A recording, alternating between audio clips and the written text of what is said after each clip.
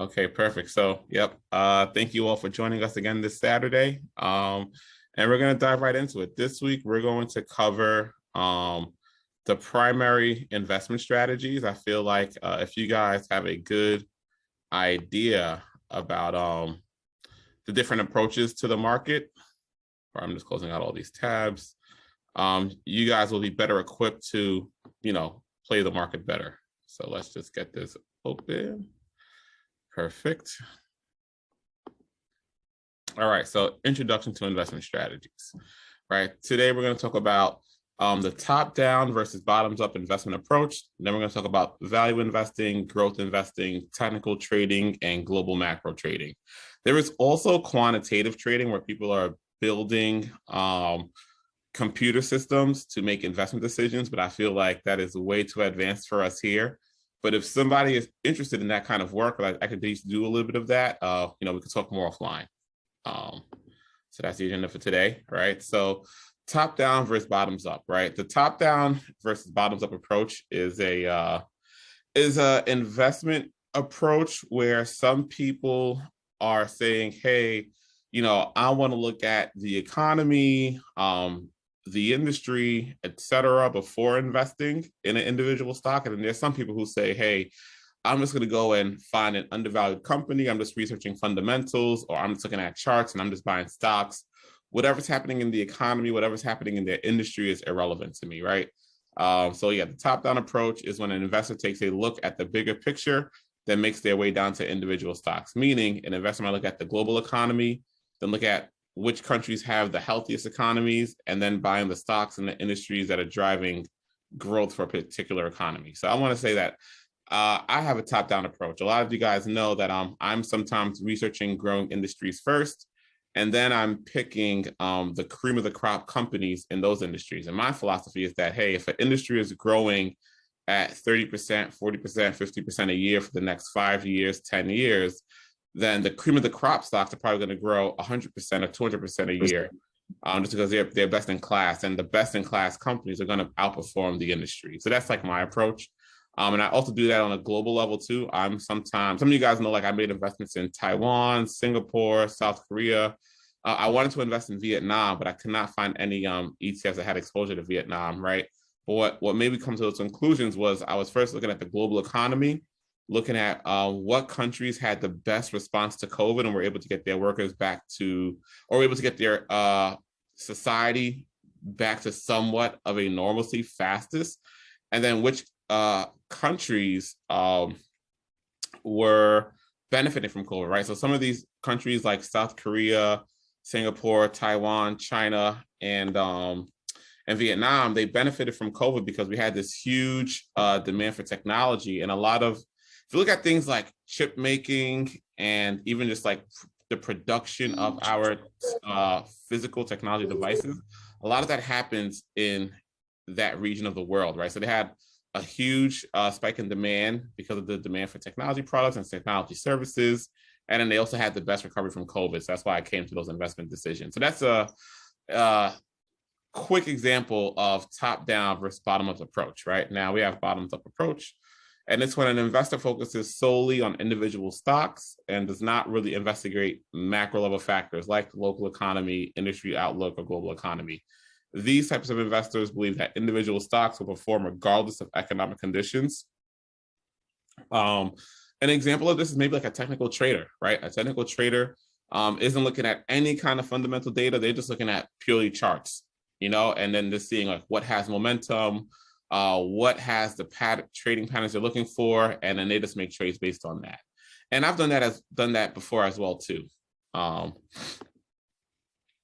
But in my experience, I find the top-down approach to be really good because I believe you kind of want to be investing in a way where the wind is behind your back, right? So, once again, if you have macro factors pointing in one direction, the economy is pointing in one direction, the industry is pointing in one direction, and then you're buying the cream of the crop companies in those spaces, right? Then you have all these factors that are all pointing in the same way. So you have a higher probability of success. And for me, that's what it's about, right? How do I put myself in a position where I have the highest probability of success?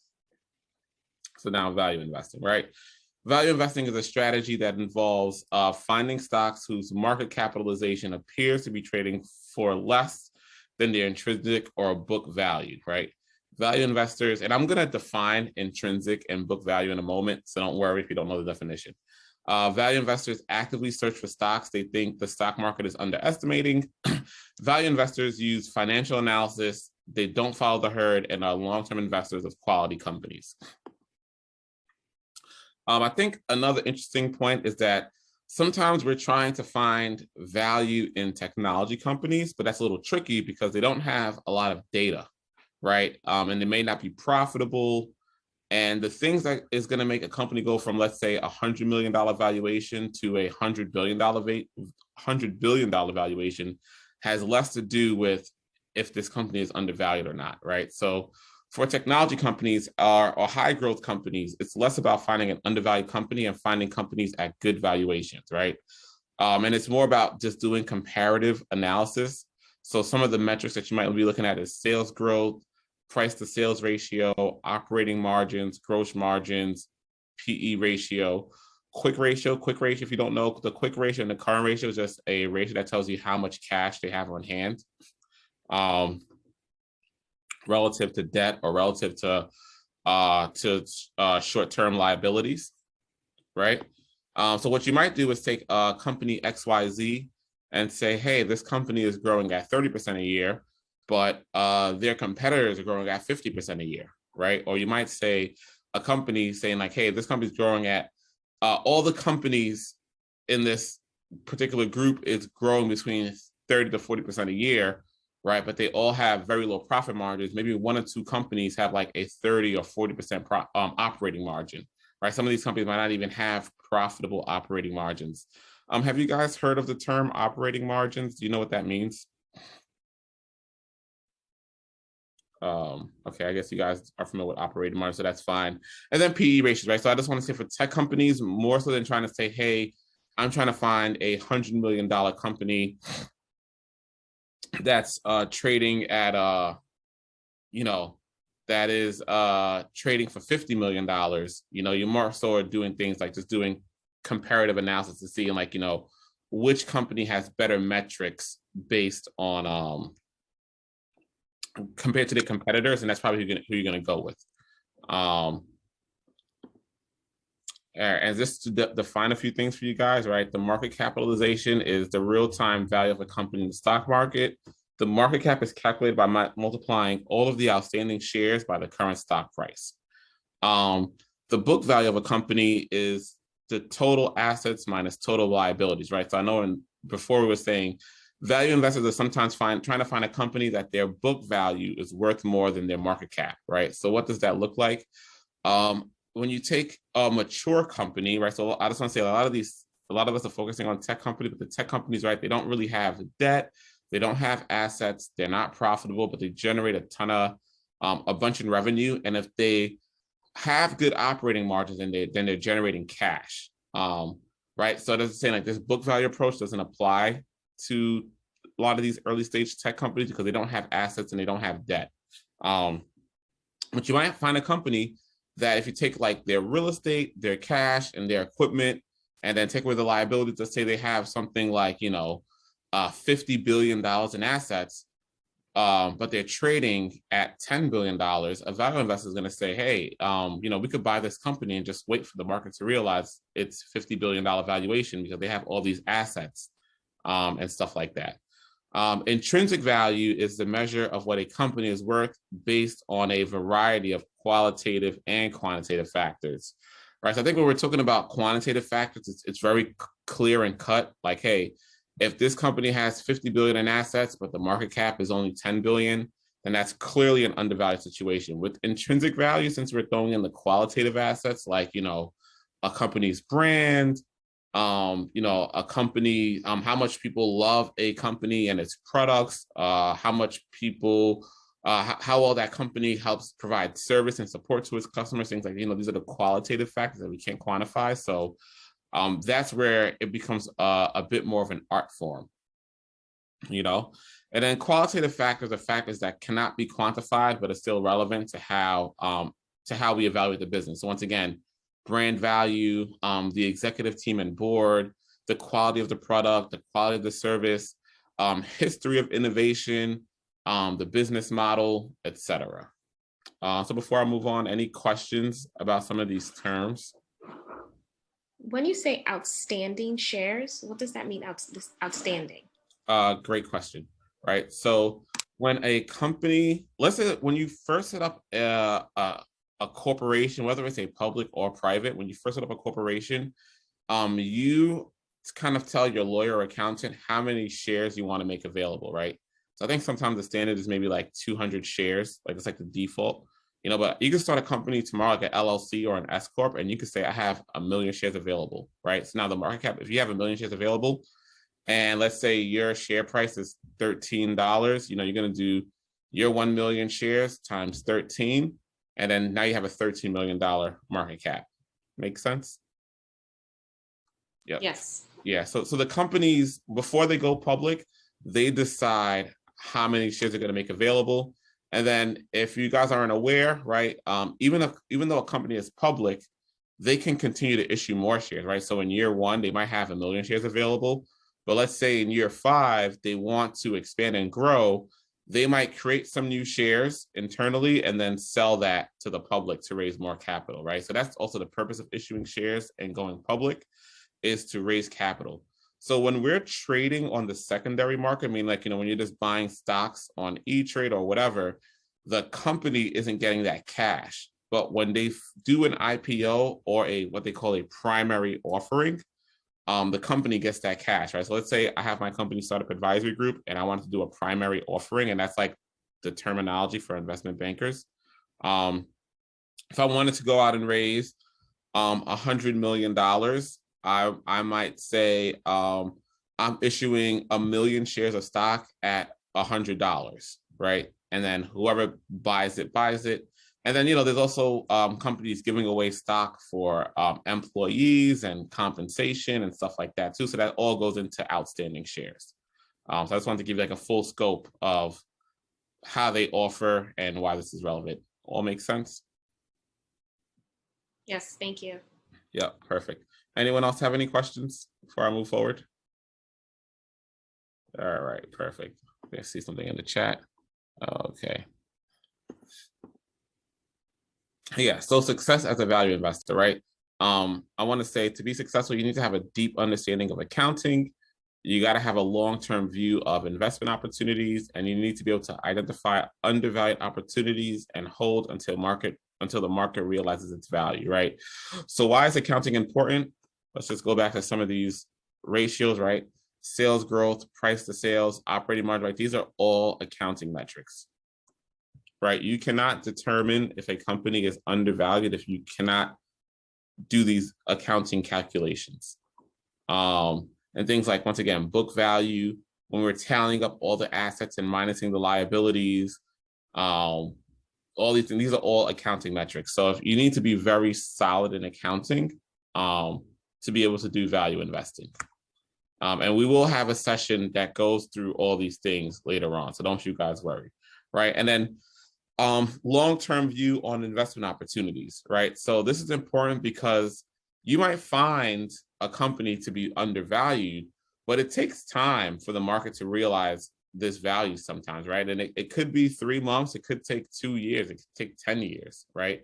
And the whole point is that you really just got to sit with it until the market realizes its value, and you just got to be confident. And I think when you do the deep fundamental research and you really go through the books and go through the accounting, if you do good homework, you will be solid on this company, so you can sit through the volatility, or you can sit through the downturns and be patient, because you know that, hey, eventually it will realize its value. Now, growth investing. So growth investing is an investment strategy where investors search for companies that they expect will have above average growth due to expectations for the company and or industry. Some of the factors that growth investors are looking at are sales growth, earnings growth, a breakthrough product or service, like when Apple first brought the iPhone and the iPad and even the Macintosh to market in the early 2000s. a leader in a high growth industry. Just going back to Apple again, right? Mobile phones at one point was like one of the fastest growing industries in the world, and Apple was like the number one company in that space. And then strong competitive advantages against competitors.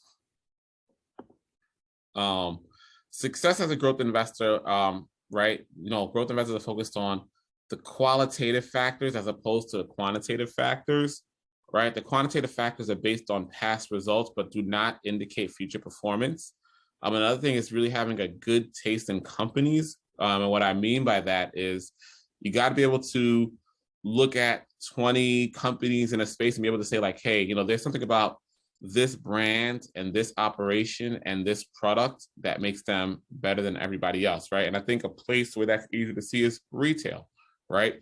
You might look at 10 different sneaker companies, but then you'll realize that like, hey, Nike and Adidas make the best product and they make the coolest clothes and things like that, right? So a lot of that comes down to taste, right? And that's not a quantifiable thing. That's just more like how you feel about it. And there's people who have great taste in things, and there's people who have horrible taste in things. So if you find that you're a person of good taste, you can actually use that to your advantage when investing, because you can differentiate superior products or products that are culturally relevant and stuff like that, as opposed to whatever's not in.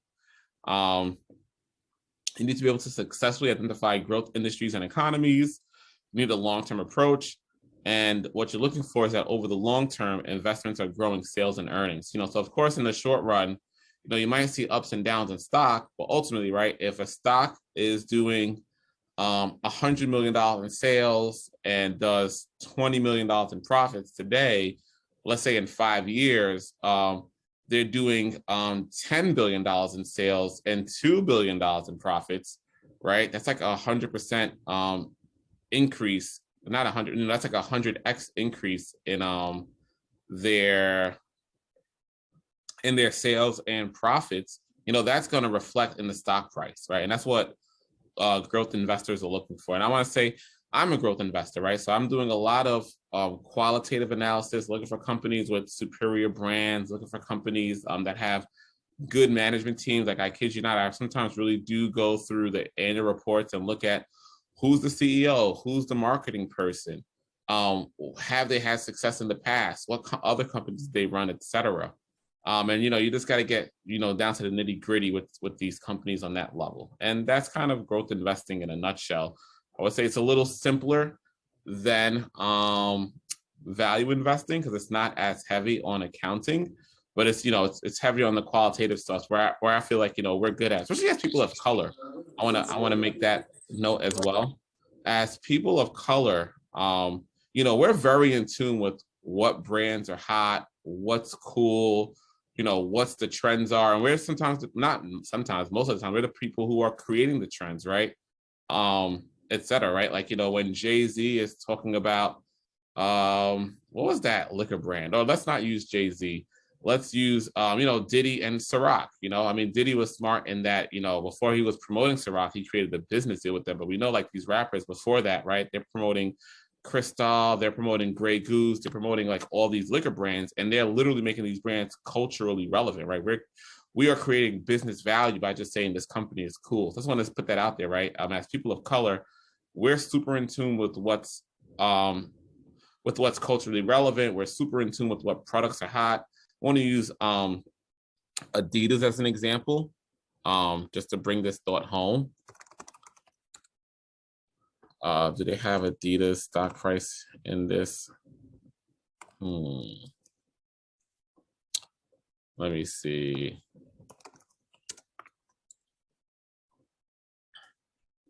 I just got to pull up a bigger chart on this.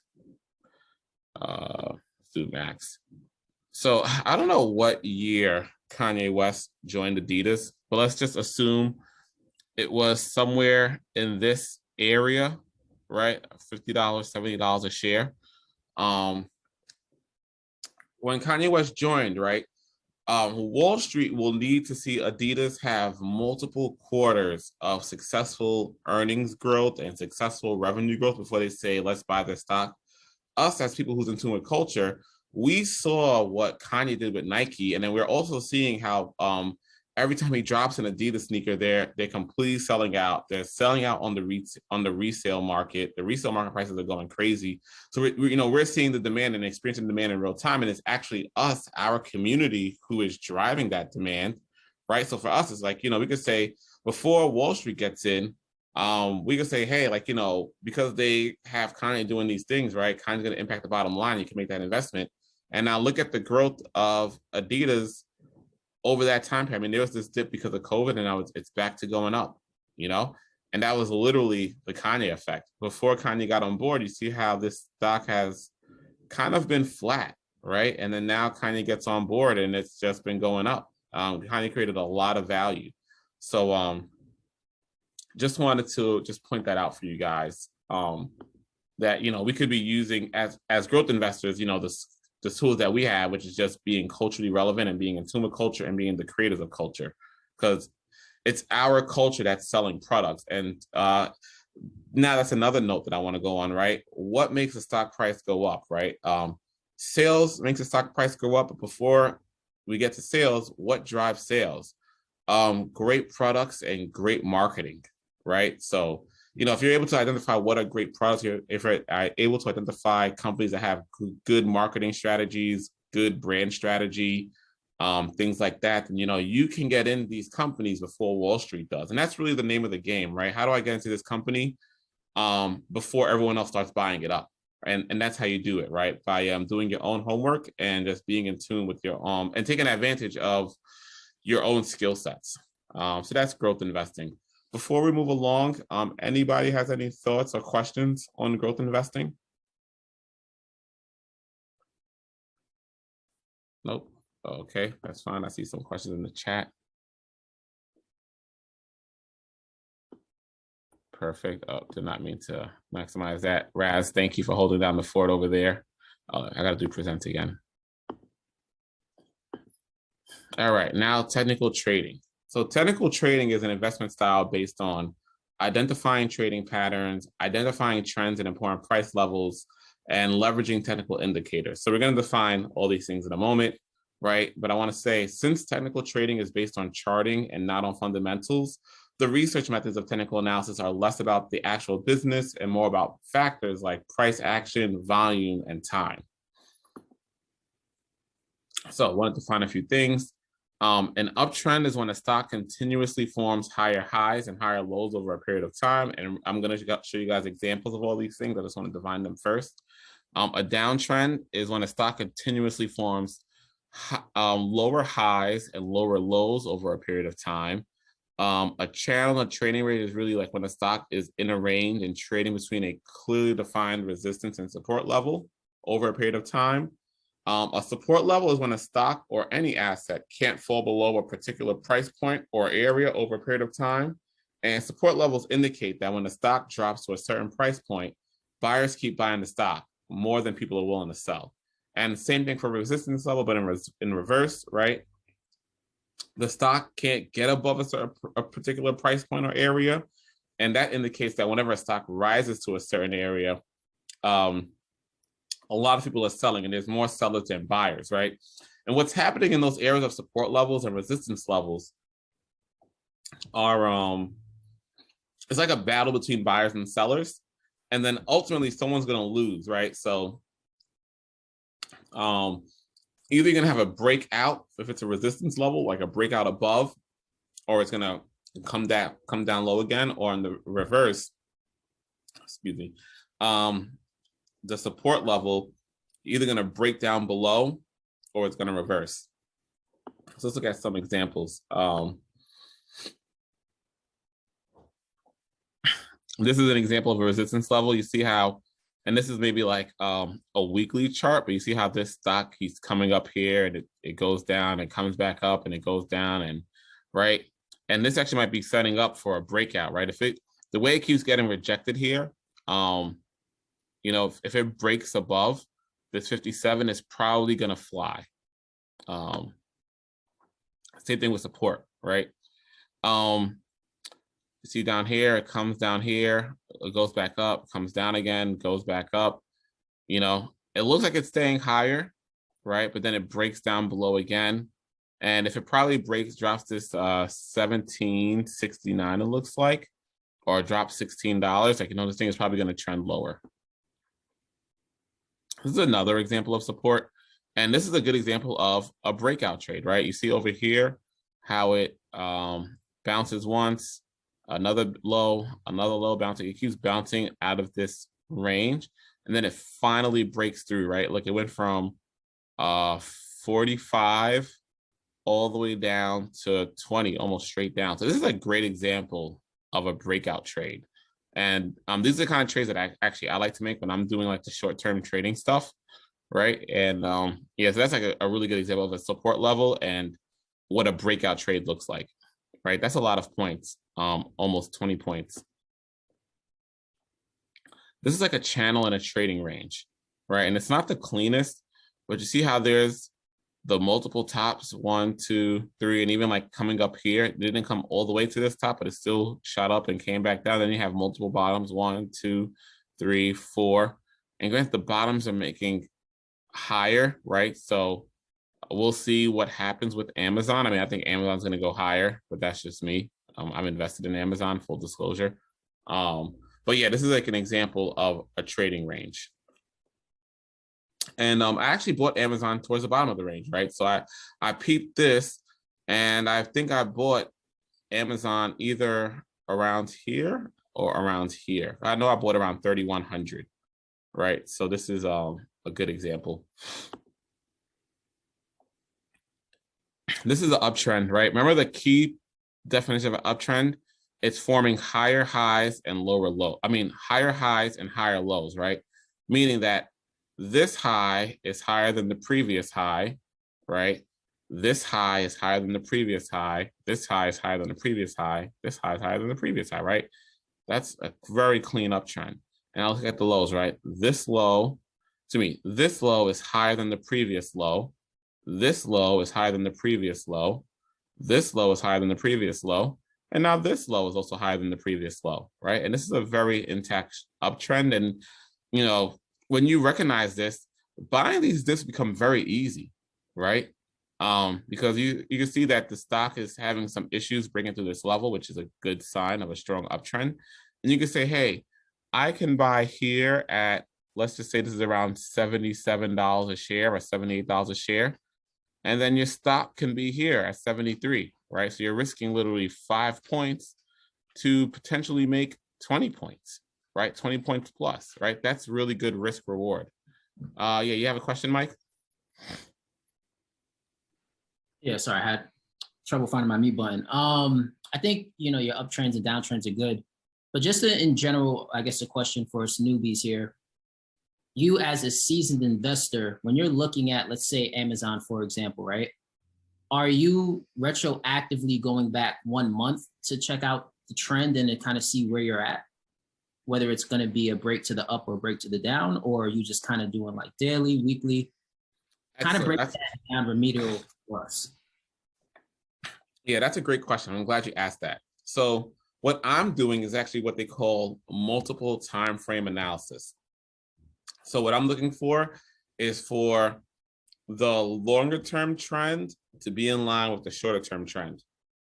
So I'm looking for the uptrend in the weekly chart. I'm looking for the uptrend in the monthly chart. I'm looking for the uptrend in the daily chart. And if I'm doing day trading, then maybe I'm looking at the 15-minute. I'm looking for bull buying trading patterns. Pardon me, I just have some mucus. I gotta drink some tea. I'm looking at bull trading patterns in like the 15-minute or hourly charts, and that's how I'm doing it, right? Like, so I want all the time frames to be pointing in the same direction, and that's kind of where you want to be. And same on the downside, right? There was a point when I was shorting airlines doing options, and I was doing like 100% plus per trade, every trade, like every couple of days. I was doing really well with that, right? But the long-term chart, like the weekly and daily charts, were bearish, and the short term, right, the hourly and 15-minute charts were also bearish, right? So then everything is kind of like in your, at least the selling pressure is in your favor to short, because it's just pointing downwards. And then so that's normally what I'm doing. So that was a good question, right? And for me personally, I'm doing multiple time frame analysis, and that's like a thing. So you can actually Google that if you want to learn more about it. Are you planning to go over I guess your particular strategy throughout this weekly sessions, or I wasn't, but if people want to see that, I definitely can. I could definitely talk about it. I would say my strategy is a little simple these days. I'm not really doing the active trading. I'm doing the top downs investing approach, but looking for momentum of growth companies. So I'm looking at like growing industries. So I'll identify things like, electric vehicles, semiconductors, software infrastructure, right? There's all these apps that are being built, right? But if you don't have the infrastructure to support these apps, then those apps cannot grow, right? So software infrastructure, COVID related stuff, even like retail companies, right? Now that we've opened back up and stuff like that, right? So I'm looking at what are the growing industries. And then I'm looking for industry leaders that are like cream of the crop in that space, right? So an example where I'm kind of heavy in right now is like e-commerce. E-commerce is definitely a growing industry. So I have Etsy, Amazon, and Walmart, and eBay. And eBay and Etsy have performed so well for me, right? But it makes sense, right? We're in COVID, everyone's shopping online. Now it's the holiday season. I mean, I've been invested in those things from like maybe 6 months ago or 9 months ago. So just the e-commerce trend has been intact. And those companies are trading at great valuations, right? Like Etsy was a company that is growing at like 100% a year, and they had a PE of 30, right? Like that's rule of thumb is if a company's growth is higher than its PE ratio, then that is considered a undervalued situation, right? If they had a PE of 100 and they're growing at 100% a year, then its valuation is in line. And then let's say if they had a PE of like 200 and they're growing at 100% a year, that means that this company needs to find a way to grow at 200% a year to meet its earnings expectations. So that's kind of what I'm doing. So it's very simple, and I'm just looking for cream of the crop companies and growing industries, and then just sticking with those. Well, here's a quick suggestion. I obviously not today, but maybe as we progress down the track of your curriculum, is maybe take like an extra 30 minutes at the end, because I know you have like 12 to 1:30 slated for the time box. But if we finish at 1, maybe the last 30 minutes, that's something where you can kind of just do a live trade, or some of like actually break it down, the ABCs of how Jeff looks for a company, where you're doing it, and actually just do it live. Because I think having that view, 1, is good content. 2, I'm pretty sure that will help us visual learners to conceptualize exactly what you're talking about. Even though I have the experience, I still wouldn't mind watching it since you've been doing it for so long. So just absolutely. So that's the purpose, and we can still do that, but that's the purpose of the fundamental reviews portion, right? We're going to do these curriculum stuff, and then the fundamental reviews, every 2 weeks, we're going to pick a company that we're all going to analyze and then discuss it. Because you're right? You need that hands-on approach. But I'm fine with them at the end of every session, if there's time, just talking about the market, talking about what we're looking at, and giving some feedback. So I appreciate your feedback. Before I progress, anybody else have any questions or any thoughts or comments? Nope. Okay, that's cool. Here we have a downtrend. So once again, right? I picked this one because there's a couple interesting things going on here, right? One, first we see like the lower highs, right? This is a high, and this is a high, and this is lower than the previous high. And maybe you could say this is a high, but when I just want you guys to know, right? When you see a stock looking like this and this just very clean downtrend, and in reverse, it could be a very clean uptrend that looks like this, right? You see it's just going down with very low volatility. This is what a liquidation looks like, right? So the sellers, no one's buying this thing. Everyone's just selling, right? Like you see, like this has just a very aggressive down move, and then it has a pop, right? There's buyers here, right? Another aggressive down move, and then a pop, a big pop, right? And then it's just back down to just selling, right? So just want to point this out for you. So this is like a downtrend, but also this is what liquidation looks like. Yeah. All right. Now the next topic, one of my favorite topics, global macro trading. So global macro trading is an investment strategy where investors make investment decisions based off of economic and or political factors. Global macro investors trade multiple asset classes like currencies, commodities, stocks, and derivatives. Derivatives meaning options or futures contracts. For example, right? And if an investor thinks the stock market will be entering a recession, the investor might sell stock short or express that trade idea through a currency trade, futures trade, or options or equity trade. A tangible example is the oil price war that happened between Russia and Saudi Arabia. Both countries, and this was back in early 2020, early in 2020. I'm sure you guys remember when oil went down to as low as like $6 or $7 a barrel during the pandemic. Maybe gas prices were like $1 per gallon or $1.50 per gallon. Gas prices got super cheap based on your region, you know, right? So there was this oil price war between Russia and Saudi Arabia. Both countries had a dispute and increased production of oil to force prices down. Driving down oil prices affected the global oil industry and put a lot of companies out of business. At some point, Russia and Saudi Arabia resolved their dispute. And I mean, I made this presentation months ago. So at that time, it was like $50 a barrel. So it literally went from $6 to $50 a barrel. But now it's like almost $80 a barrel, $70 a barrel, right? So I just want to show you guys that chart so maybe you can see something a little more hands-on. And I want to say these global macro trades are just sometimes such low risk and has such great reward. Energy. All right. So let me try to zoom in a little more. Perfect. Right. So this is oil crashing during the pandemic. There was a couple of reasons why oil was crashing. Obviously, because of the, what was it called again? When they were making us stay home. What was that term? I forgot the term, why they made us stay home. Having a brain fart. Say that again? Lockdown? Yes. When they put us in lockdown, right? No one can travel. People are driving less. When they had the travel restrictions, people are flying less, right? So there's just less demand for oil and less consumption of oil. So that's forcing oil down. And then there was the geopolitical war where Russia and Saudi Arabia were having beef.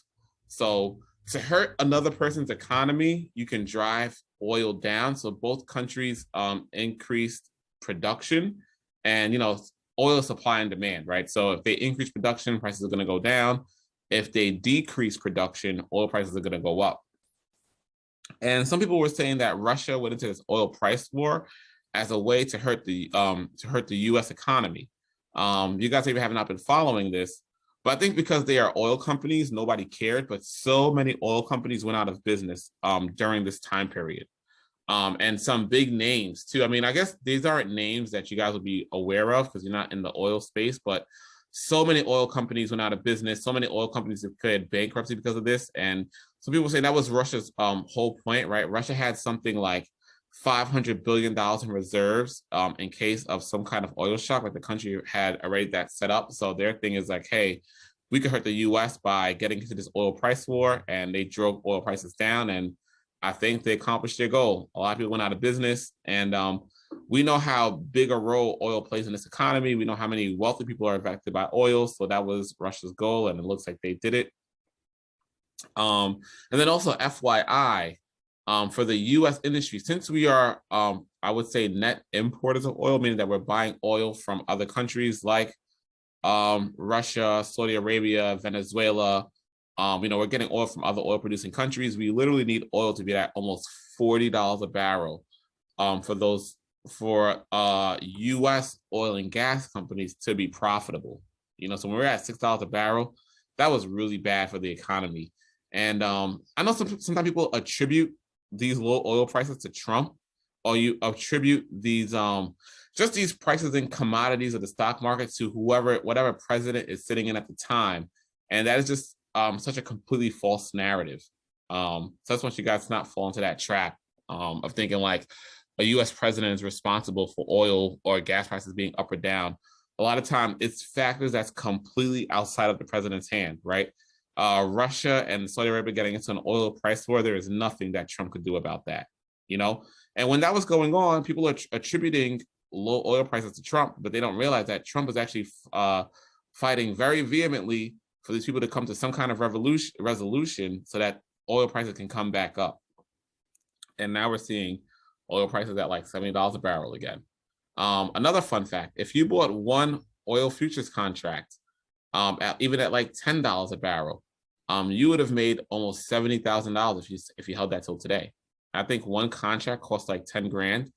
But with every $1 increase in price in oil, you make $1,000 profit. You know, so if you 10 to 70, that's 60 points, that's 60 grand. So fun fact about futures trading, you can make a lot of money very fast without too much money. Before I move on from global macro, anybody have any questions? Yeah, I was just wondering, with all of the techniques you mentioned, macro, technical value, is there a way for you to kind of choose which kind of method you will lean more against, or is there a kind of a way to balance them? That's a great question, Will. And I think, and the reason why I am showing you guys all these different approaches is for you as an individual to be able to say, which approach is going to be best for me, my time, my lifestyle, and just my psychology, right? There's some people who are very visual people, and the whole charting thing just makes sense in their brain, you know? There's some people who are good at number crunching and searching for opportunities based on that makes sense for their brain. So they rather do the whole value investing thing. There's some people who, let's say, like, they're very in tune with high growth industries, right? Like, I'm very in tune with technology. I was a developer.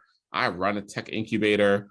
And I've also just been researching the technology space for literally almost the last 10 years. So I'm very in tune with what's going on in tech.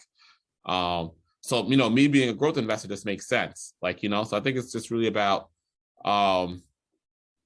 what makes sense for you, what makes sense for your time, and what makes sense for your skill sets. And also, what are you willing to learn? I'm also really good at global macro investing. I wasn't always a global macro investor, but I've always found politics and policy very interesting. So I started teaching myself more about like fiscal policy, monetary policy, and I started educating myself on geopolitical events, right? So I'll literally be on like Reuters.com, looking at like, global political news. I'll go to obviously like the Wall Street Journal and the Economist for global political news. I even go to the news sites of other countries, right? I'll go to Russia's news website. That's rtnews.com. I'll go to Al Jazeera. I'll go to the Indian Times. I'll go to, I forgot which is the one for Latin America, right? But I go to all these different news websites to get a feel for like the political landscape and what's going on geopolitically. Because, with geopolitics, it's just very easy money-making opportunities, right? Predicting just using this oil price war as an example, predicting the oil price war, unless you're super in tune with like geopolitics and what was going on between Russia and Saudi Arabia, you couldn't have predicted that. But them coming to a resolution, it's not hard to predict that, hey, if they're coming to a resolution and they're going to cut production of oil prices are going to rebound from this $6 low, right? And you could have just got in based on that. Another good example of like a global macro trade that I've done in the past is inflation. Actually, let me pull up this chart for you guys. Actually, let's not even do the inflation trade. One of my best trades in the pandemic was investment grade bonds, right? So when the pandemic first hit, we had this huge dip in prices and then investment grade bonds rebounded, right?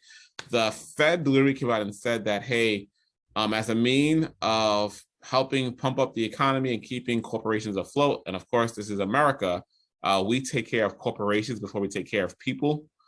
They said that they're going to allocate like $500 billion to invest in investment grade bonds. So pretty much if you were a corporation, you can go and say, hey, I want to raise money from the Fed. You could just if you were an investment grade company based on your rating, you could issue bonds and the Fed would just buy it from you, right? So you're just pretty much getting free money.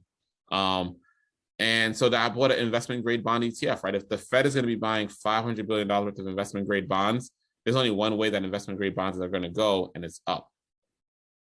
So with that being said, the Fed announced they were officially going to bond and start their bond buying program on this day right here.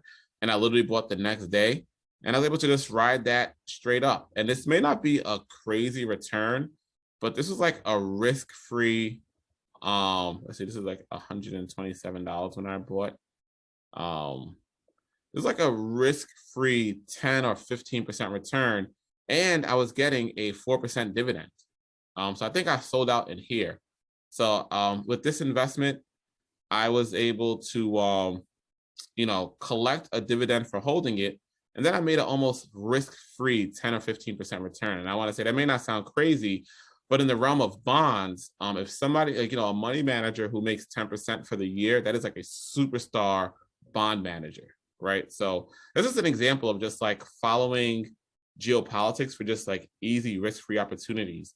Another example were tips. So Treasury inflation protected securities, which is the one that I own now. 1 second, let me find the one. So we're hearing all this stuff about inflation. As inflation goes up, this stock that I own just keeps going up. I just gotta find it for you guys. I forgot the name of it.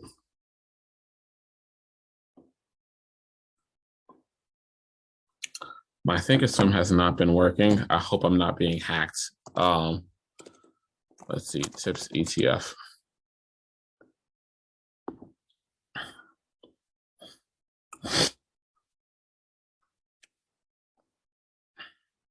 Oh yeah, I think it is this TIP that I own. No, it's not. But let's look at the TIP chart.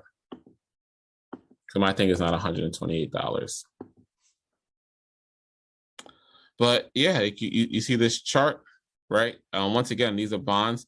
The one that I have pays a dividend, so I'm also collecting like a 4% dividend. So I'm getting that income, and I was just holding it through, right? I think I might be up like 15% on these inflation bonds, and once again, it's not crazy, but these are low risk. It's almost free money, right? The very low volatility, and inflation is only going in one direction, and it's up right now. And I think we had inflation news again the other day. Inflation is up to like 6.8%. And Michael, you were talking about this, how inflation is really more like 12 or 15%, and they're only telling us it's 6.8%. Because they have like real inflation versus nominal inflation. We don't got to get into that. We will have an economics session, so don't worry about that. Y'all will be educated on that. But yeah, these are just examples of like, global macro trades. I did an inflation trade a couple years ago as well. There was a point where we were in a deflationary period coming out of the 2008 financial crisis. This might have been around 2012 or 2010. I don't remember the time. But inflation was running at -2%, and the Fed literally said they need inflation to be +2%. So that is a 4% swing in inflation. When the Fed said that, they said they're going to do everything they can to make inflation go higher. I bought tips again. And I think inside of 6 months, I made 30% on those tips, which is, once again, 30% risk-free trade and collecting a dividend. And that may not sound impressive when you're talking about 100% returns and 1,000% gainers, but you got to look at that relative to the asset class, right? If bonds are making 6% for the year, 7% for the year, you're able to make 30% on bonds, you had a superstar year. So yeah, that was some of my global macro trades. Just want to give you guys some tangible examples and the thought behind it. And I just want to give you an example, right? How a global macro trader can be flexible in how they are putting trades on, right? So while oil was going down, a trader could have done a few different things, right? You could have shorted oil futures. You could short US oil stocks. You can buy an inverse oil ETF, meaning that they are shorting the stock for you. And you could have bought put options on oil stocks or oil futures or oil ETFs, right? So you see how with this global macro approach, you have a variety of options for how you want to express a trade idea, right? And now this kind of becomes artistic, and this is like kind of an art form for me, right? What's the best way that we can express this idea? And to be a good global macro investor, you need to have a solid understanding of macroeconomics and what drives economies. You also need to have a good understanding of political events and how those can impact society and business, which is ultimately reflected in the stock market. And global macro trading is a very dynamic investing style that gives investors great flexibility in strategy and expression. So I want to say, more than being a growth investor, I'm more of a global macro investor, right? If you think about it, this technology trend is a theme. And the sub industries within it is a theme, right? And then, you guys hear me talking about buying Chinese bonds. There was a point in time where Chinese bonds were the safest asset in the world. I think I made something like 7 or 8% in Chinese bonds and collected like a 4% dividend while holding, and then I bought Taiwan, I bought Singapore, I bought South Korea, etc. So yeah, like, once again, just reiterating, success as a global macro investor: deep understanding of economics, deep understanding of fiscal and monetary policy. Fiscal policy are the policy measures that the U.S. government uses to boost the economy or slow down the economy. Monetary policy are the political maneuvers that the Federal Reserve or a central bank can use to boost or slow down an economy. Global macro investors typically have a top-down approach to investing. They can execute a trading thesis through a variety of assets, and then they have strong in fundamental and or technical analysis. Okay, and I think that's the last slide here. So this was the presentation for today. I want to give this lesson because I want to give you guys a good foundation on what are the different approaches. And I just feel like, if you're not aware of what the different approaches are, you can never experiment and explore. And I think for you guys who are new, it's just to try to experiment and explore, right? So if you want to give value investing a try, you can go and watch videos on value investing. Actually, just want to plug my website now. I have some content, and some of you guys have been with me for some time, so you already know some of these things, right? But we have something on fundamental investing. So you can come here and watch these short videos that can give you a good foundation in fundamental investing, right? Securities analysis, part 1 and 2. Yeah, these are actually really good. And this is like the whole Warren Buffett, Benjamin Graham, and David Dodd. You guys maybe never heard of Benjamin Graham and David Dodd, but this is where Warren Buffett gets all his stuff from. So if you guys want to learn more about value investing, you can come here and watch these videos. If you guys want to get a little deeper into just the accounting aspects, I have these 6 or 7 videos here that just gives you the basics of accounting. What's the income statement and how to go through one. What's a statement of retained earnings and how to go through that. Balance sheet. Well, this is vendor statement overview. That's fine. How these things are created, journal entries, etc. And yeah, right. So this is good for you guys if you guys want to get a little more into the accounting. And I should maybe put up one for growth investing. If you guys are interested in growth investing, you can check out this video. This guy is considered the father of growth investing, and he's also what I kind of he's kind of what I model my approach after. And excuse me, he's not the father. This guy's the father of growth investing. This guy, fun fact, this guy, Philip Fisher, wrote the first New York Times bestseller on finance. First New York Times finance bestseller. So his stuff is based off of Philip Fisher stuff. You guys might have heard of Fisher Investments. Fisher Investments is Philip Fisher's company. Obviously, this guy has passed away already, though. This guy was an investor in like the 30s, 50s, and 60s and stuff like that. Peter Lynch is considered one of the greatest growth investors of all time. His fund was able to return 30% a year for 30 years straight.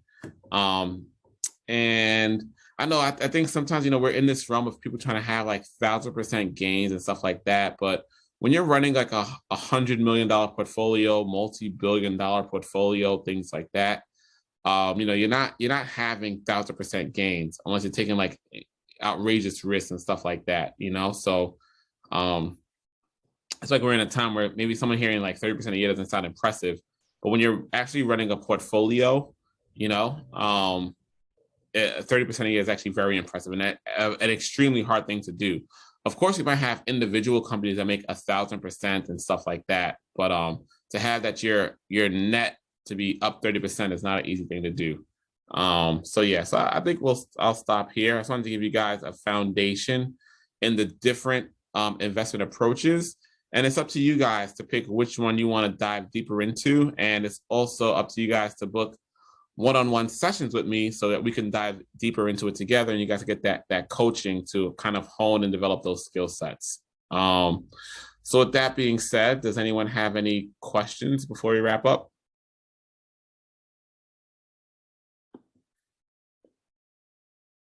Nope. Okay. All right. All right. Somebody. I have one quick question. Well, first of all, thank you very much for sharing all this. It's been immensely helpful. But also, with all the information you mentioned having to cover with, especially global macro investing, do you kind of have like a routine for taking in the news? I know you mentioned there's so many resources. Do you have like a list of things to do, like let's say every morning, or a kind of like a newsletter that you follow?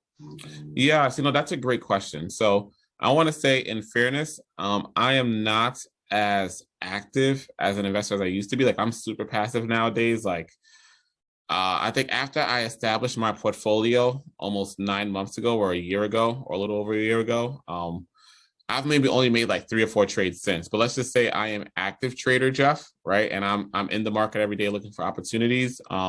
I'm definitely reading the Wall Street Journal every morning. I'm reading like The Economist. I know I'm just going through the news cycle every morning. But then I think to develop good ideas, right? I think the news kind of just tells you what's going on, right? But the news isn't going to tell you that, hey, this is a growing industry, or hey, this stock XYZ is going to pop. They're just kind of like, it's kind of just like gossip and rumors for Wall Street, right?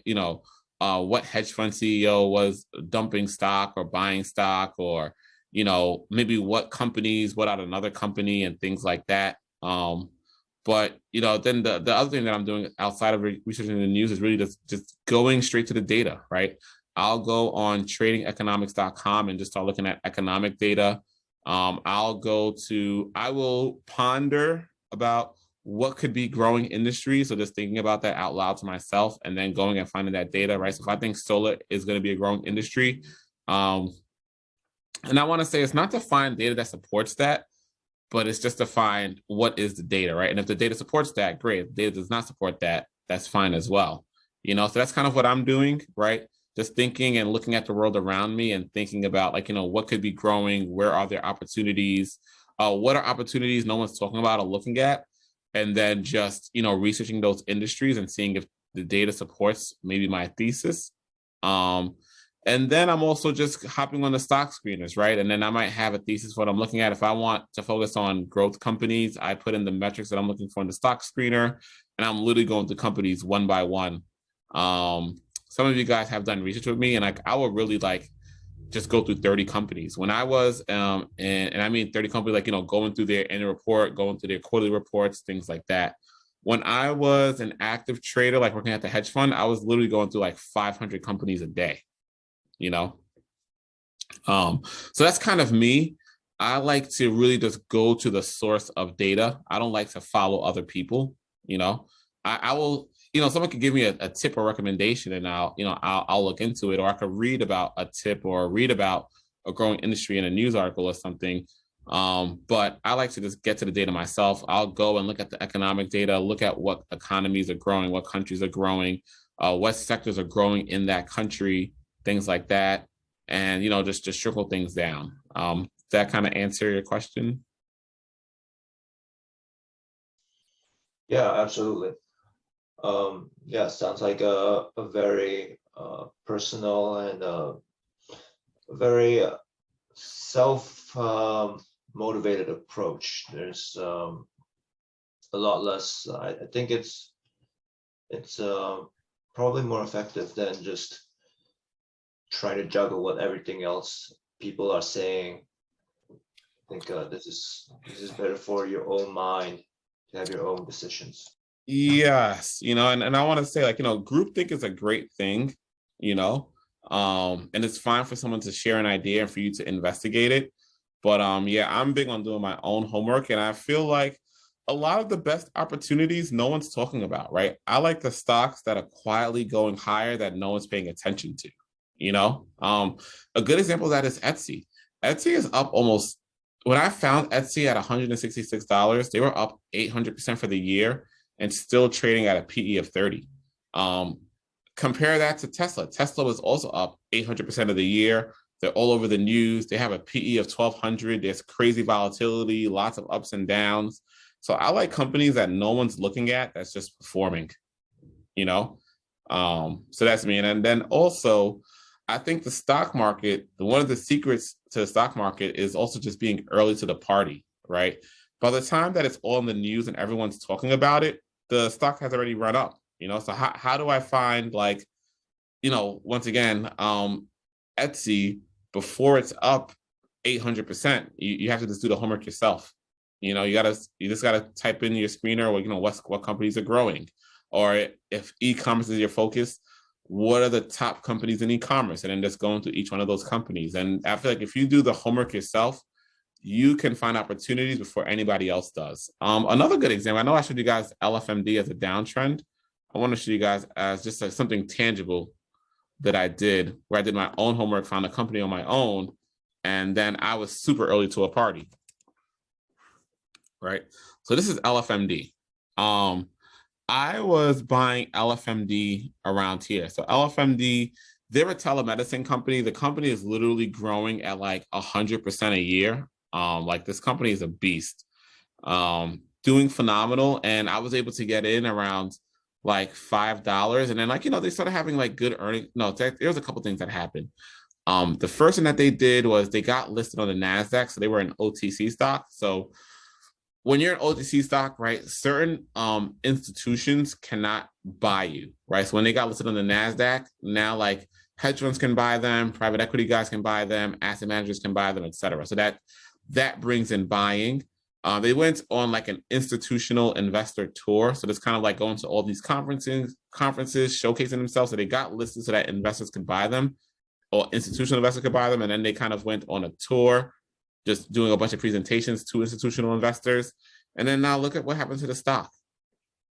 Stock exploded. Let's bring it down to the daily. This daily does not go back far enough for us. Well, that's okay. Well, I ended up selling out in here, right? So I'm a person that when I have these kind of explosions, I just keep adjusting my stop loss. And then my stop loss, for whatever reason, was around like 24, 25. So when it dropped that, I got out of it. And that's just an example of being early to the party, right? There was probably a bunch of people buying in here, a bunch of people buying in here. Telemedicine stocks were extremely hyped up, right? So I was able to just get in early to a party because I did my own research, and then I was able to sell out when other people were buying at the highs. And that's just like a tangible example of being early to a party and how that could pay off huge. I'm also going to be honest. I think the company is a great company, and I started buying again at 10. And the company has done nothing but gone down, and it doesn't make sense to me because the company is literally growing 100% a year.